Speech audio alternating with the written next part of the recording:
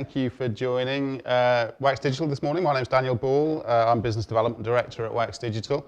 If you were here about 6 months ago at the last eWorld event, you'd have seen another innovations presentation from us, which really focused on quite a few sort of blue sky elements. We're going to do a bit of that this morning as well, so some of the stuff that we're working on that's likely to come to market in maybe 3 or 5 years' time. But also some of the current innovations that we've been working on that have delivered, that are already making a difference to some of our clients today. So hopefully a bit of a mix of things to come and things that are already in play. Just want to start off very quickly by introducing us as an organisation. Wax Digital essentially tries to help our clients do two things. Those are to buy better and to be better. When it comes to buying better, that's pretty straightforward, as you can imagine. As an e-procurement provider, we try and help our clients and their employees to buy the right goods and services at the right prices from the right suppliers, most importantly, quickly and easily. Put the right technology into their hands to make sure that the buying process can be done as simply as possible for very often thousands of employees whose role certainly isn't a procurement role, but who, by necessity, get involved in the purchasing process.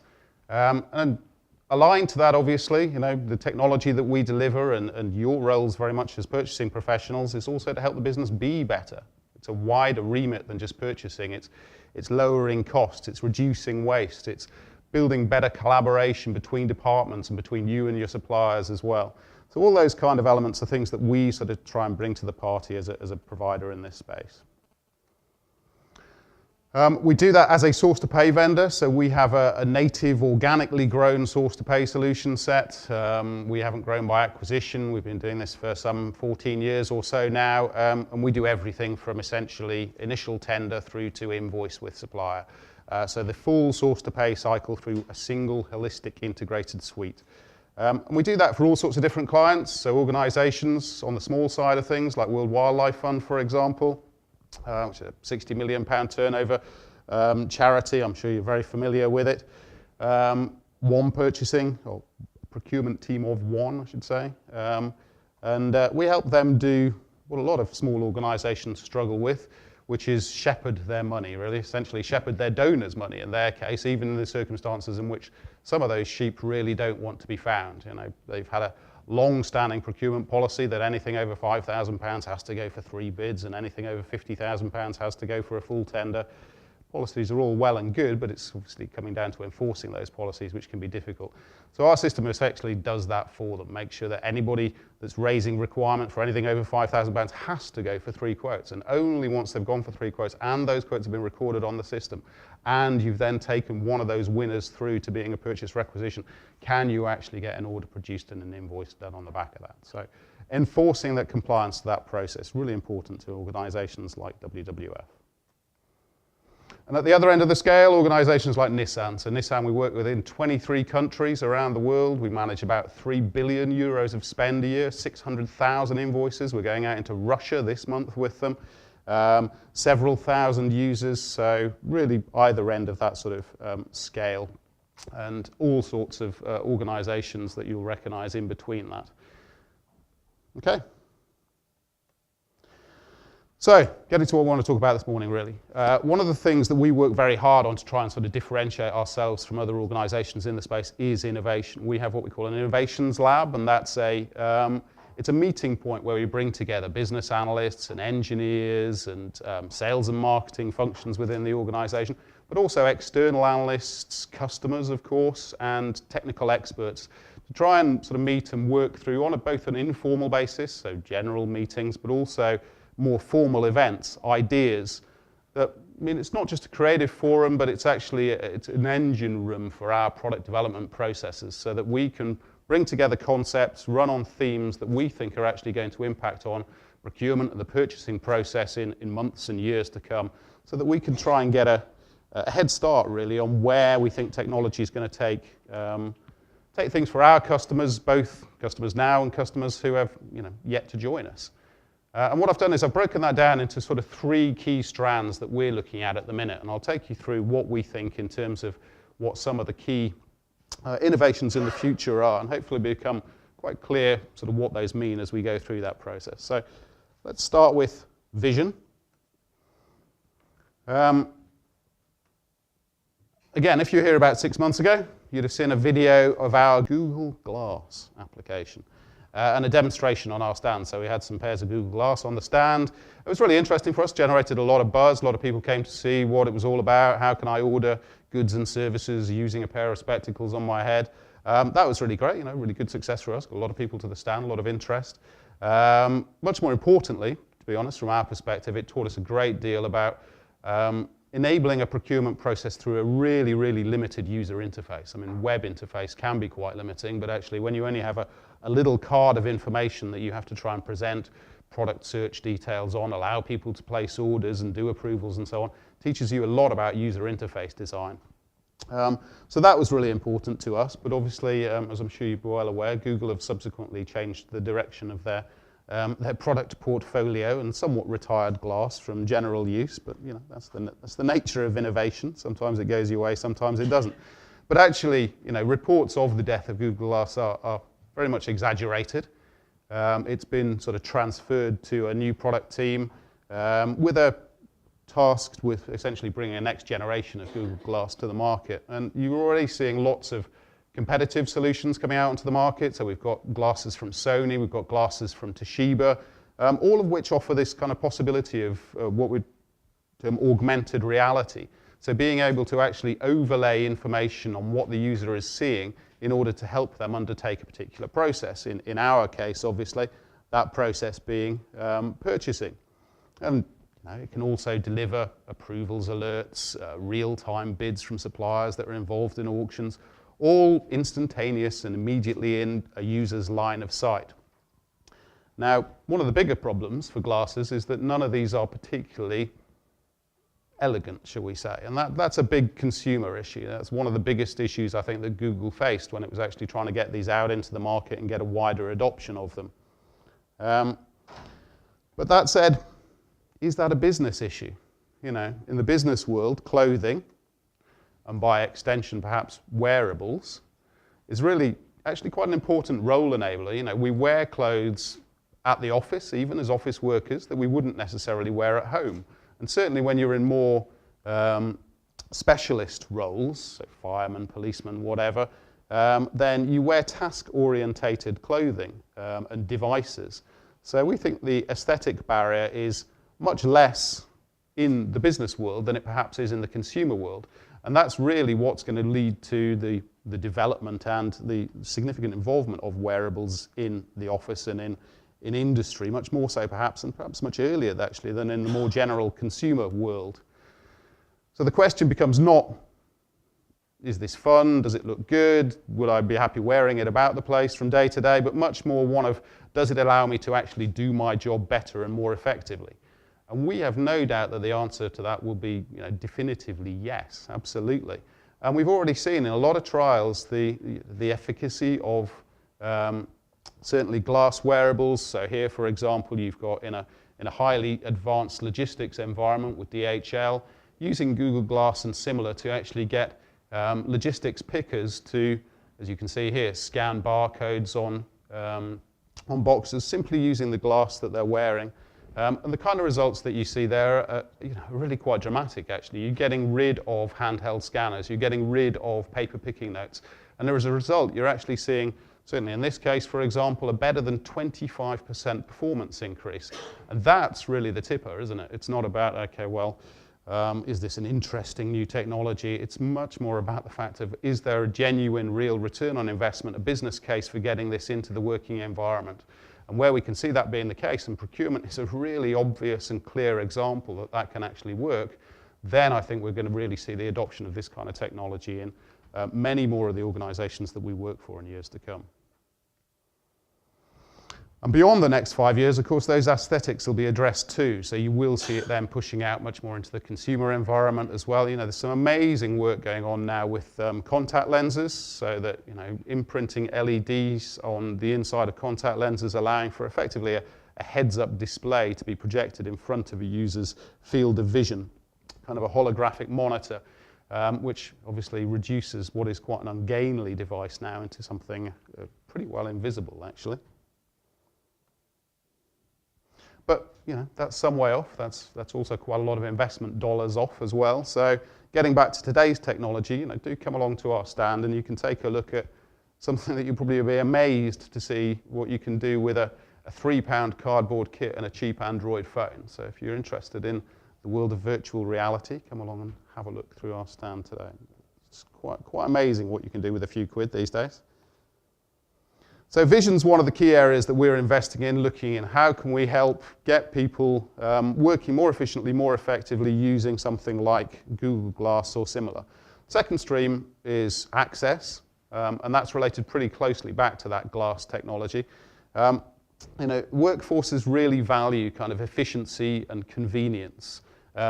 And I think we're just at the start of that journey with smartphones. There's been a lot of talk in the press and with analysts recent years and months about, have smartphones kind of plateaued? Where does Apple go next? What do we do in terms of the development of smartphones? And to be honest, I think that's rather missing the trick. I can see we're really just at the start of that journey, and what smartphones will become much more than they are now is actually a mobile powerhouse for other connected devices that link back to those smartphones, much more than actually the apps that you put on the smartphones themselves. And there's some pretty wacky examples of that at the minute. So, if we're talking about access and convenience, there's a fantastic little app called Dorothy. So any Wizard of Oz aficionados out there might be able to hazard a guess at what this does. Dorothy is actually an accelerometer that you can embed into a pair of shoes so that if you click your heels together 3 times, it links through to your Uber app and calls you a cab wherever you happen to be. Putting access in a very different environment there. So look at another one. There's lots of life logging technologies at the minute, people who go around wearing little cameras on their shirts that take photos or video throughout the course of their day and effectively create a virtual diary of what they've been doing.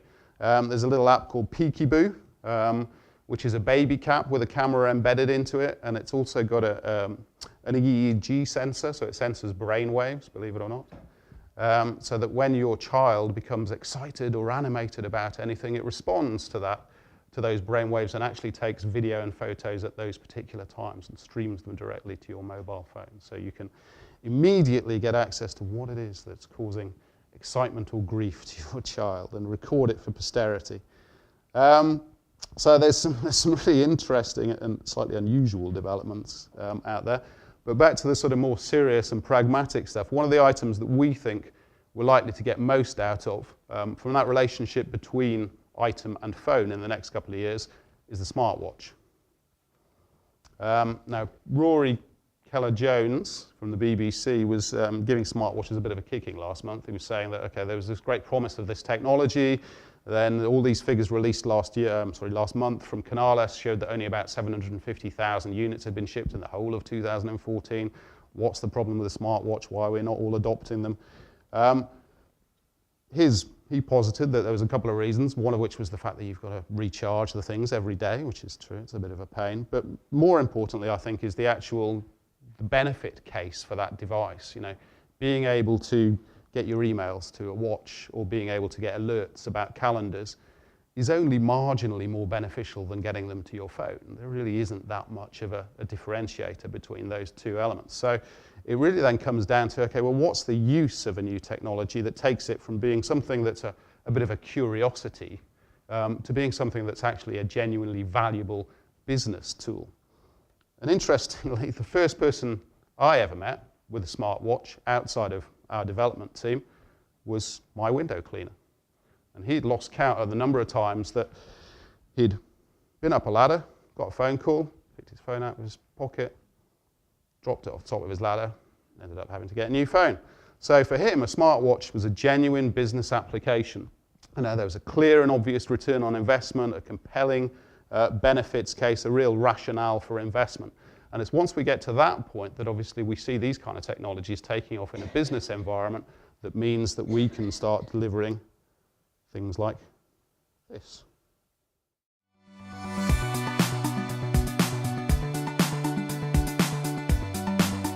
Hi there, my name's Daniel Ball, and you're joining me back in our Innovations Lab for the latest from Wax Digital and Web3. Our product focus is always on the end user, how we can constantly improve and enhance the way in which they interact with our software to make that interaction as smooth, simple and convenient as possible. Putting procurement in your pocket is something we already do with mobile applications and devices, and in recent months we've worked with things like Google Glass to help design the UI of the future, when wearable devices become as ubiquitous as smartphones are today. One of those devices you're likely to see a lot more of this year is the smartwatch. Android watches already feature on millions of wrists, and Apple Watch is going to change the game again with a forecast 60 million units to ship in its first year. So, from purchasing in your pocket to requisitions on your wrist, let's take a look at how smartwatch users can already engage with Wax Digital Web3 to carry out daily procurement tasks via a smartwatch. Here's Pete Kinder, our CTO, to show us more. So today I'm going to demo our smartwatch product search app. To start the app, all I need to do is say, OK Google, start product search. Now the watch will ask me what I want to search for. Office chair. The watch will now go to Web3 and search your product catalogue, complete with individual prices from your contracted suppliers.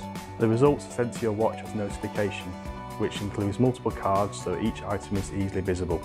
You simply swipe to view each result.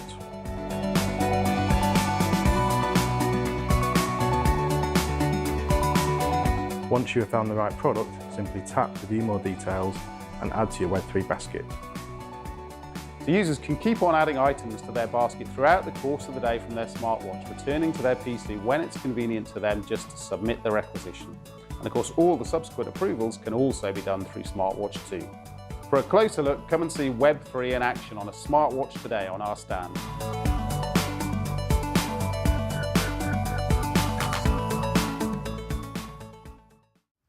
Okay, so as it says, do come along and have a look at our stand for a bit more of an in-depth view of smartwatch purchasing. So that's vision and access. The final strand is essentially movement, and the vast majority of wearable investment and use is currently centred on sports and exercise. So any rugby fans in the room may well be aware of the fact that the British Lions, for example, in the 2013 tour, wore smart vests. So they're vests that are wirelessly connected to a device which measures things like distance, speed, acceleration, heart rate, body load, impacts, all during training and or during play as well. So they transform the way in which coaches understand what a player is doing, how they're reacting, how well they're performing, how well they're rehabilitating from injury, for example. And that's an area that the mouse has even got in on the act with now. So last year, Disney spent over $1 billion putting in an infrastructure for a wristband project called Magic Band, which allows you to get essentially a cheap waterproof plastic wristband when you go to Disney instead of a card or a paper ticket. And that wristband contains all the information that the business needs to know about you. So it contains who you are, which rides you have access to, whether you have any fast pass access.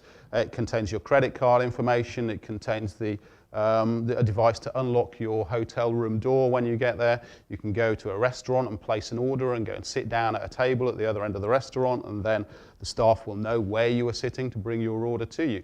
All those kind of things. So it's all about tracking users, getting huge amounts of big data back into Disney, obviously, so they can see exactly where all of their consumers are working or engaging with them around their parks, but delivering a much better user experience to those users as well.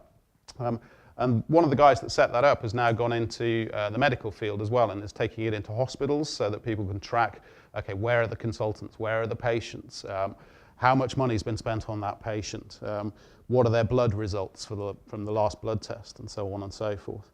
And we think that that's a really interesting area of development for purchasing, essentially, and that crossover between purchasing and HR. Apologies for the text-based slide. Accenture estimates that contingent workers will make up between 20 and 33% of the workforce. Obviously, you look at Workforce 2020 survey and you look at the amount of organisations that actually invest in contingent labour. And this is one of those areas that's very often very difficult to manage for purchasing and indeed for the HR team. There's all the upfront quality, suitability, compliance, legislation issues, but then there's all the tracking. How do we know who's been on site, how long they've worked, where they've been, what access details they have, so on and so forth. So being able to produce effectively a smart device which enables that entire process from a purchasing perspective, which allows you to be able to track people who come onto site, when they've come onto site, how long they've spent on site, what they've been doing on site, how efficiently they've been working, is something that we think can absolutely transform the way that contingent labour is managed. And those devices get ever smaller. So iTrack, for example, is a device that allows you to tag this onto a bag, a child, a car, a yacht, whatever, and again, look at where that moves, when, and it's no bigger than a credit card, and it's got a battery that lasts for about 3 years. So all those sort of barriers to this that have previously existed around size of device, expense of device, recharging of device, and so on and so forth, are very quickly being surmounted. So we're working now on a research project that actually utilizes an e-ink bracelet with a battery life of well in excess of a year to provide the basis essentially for a completely transparent, cost-effective and robust intelligent workforce management platform that will give procurement teams all the information they could ever need about contingent labour on their site through their organisation, how they bill that, how they measure it, and how they improve the performance of what is typically now a very large and important spend category for most organisations.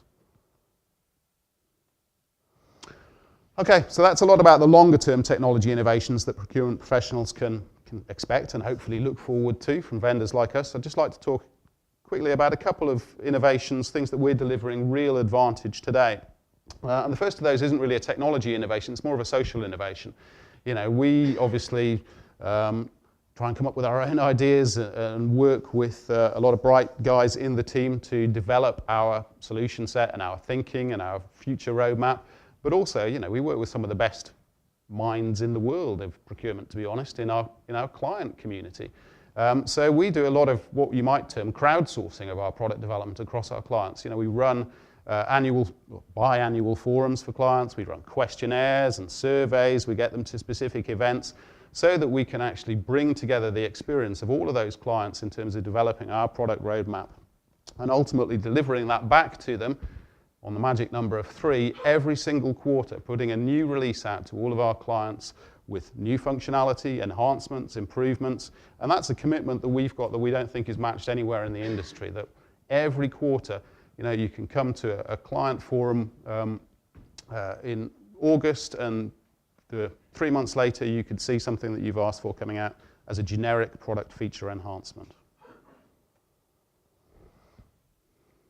Something else that we've, or something that we've done quite recently, which is somewhat interesting, I hope, is something called power shopping.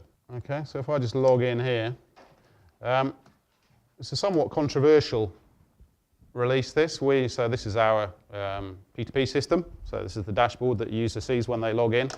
And if I go through to raise requisition here, and I do a search for, let's say, phone out of my recent searches, then that'll pull back some items that are in the catalogue, all very standard so far.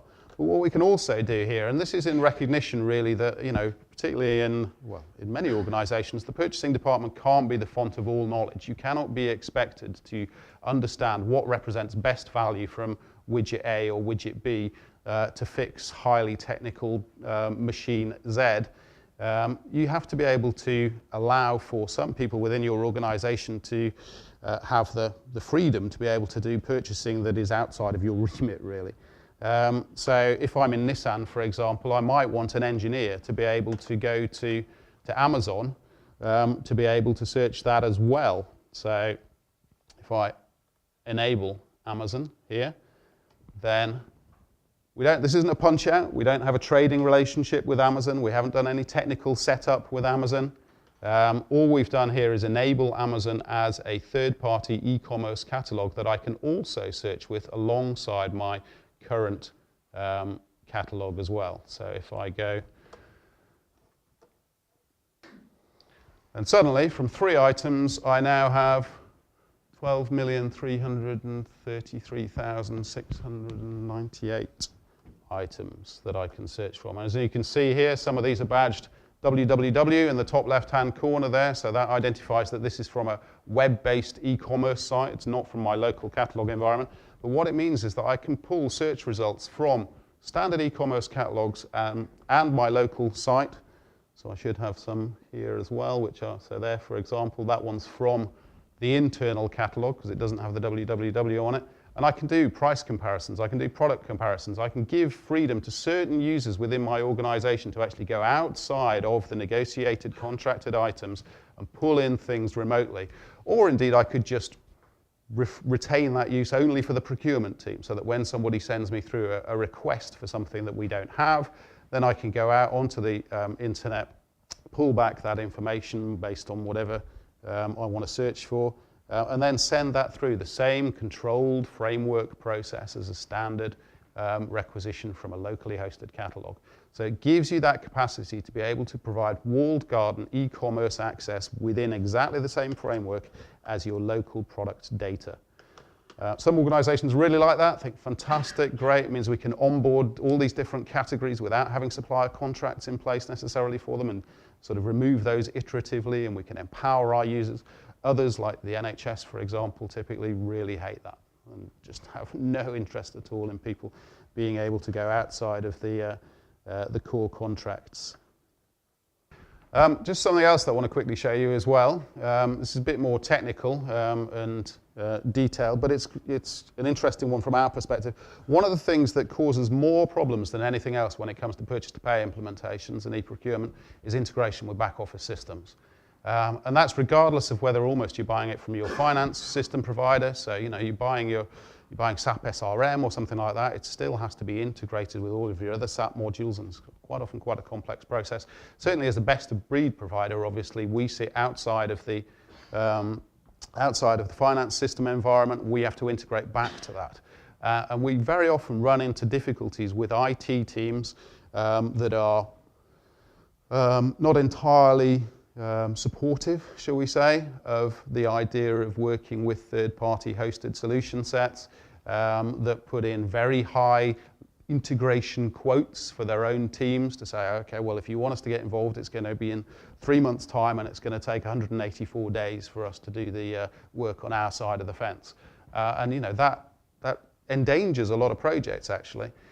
So what we're trying to do with a product that we call Connect, which we've had for a long time, but actually we're just badging up now in a rather different way to the way that we've done it before, is here we have a little dashboard which shows, okay, well, these are all the messages that are going through, so immediately I can get visibility of how many purchase orders have gone from the system through to our SAP back office system or our Dynamics system or whatever it happens to be, how many invoices, how many other message types.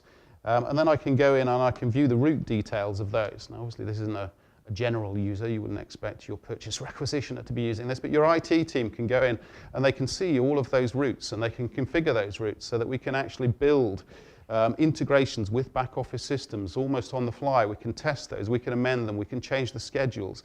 So we give a really, really clear and obvious and transparent visual understanding of the integration process between a third-party web-hosted system and a local finance system or systems. And editing that is really simple and straightforward. So here we have something which is very simple. It's generating an IDOC, which is a SAP business document, which is going to be then sent by email. And I can simply edit that quite easily and make changes to the information. So if I go to send by email, for example, so I've got an IDOC test 9999. Let's change that to, something else. 3333.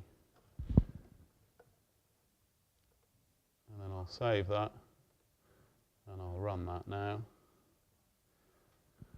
And that will then save that change, make that change, and it's going out. There it is, and it's now come through to a Gmail account, which is where we're chucking that off to. So obviously it's a very basic example of an integration, if you like, but that could be going to a SAP system, an Oracle system, a JD Edwards system.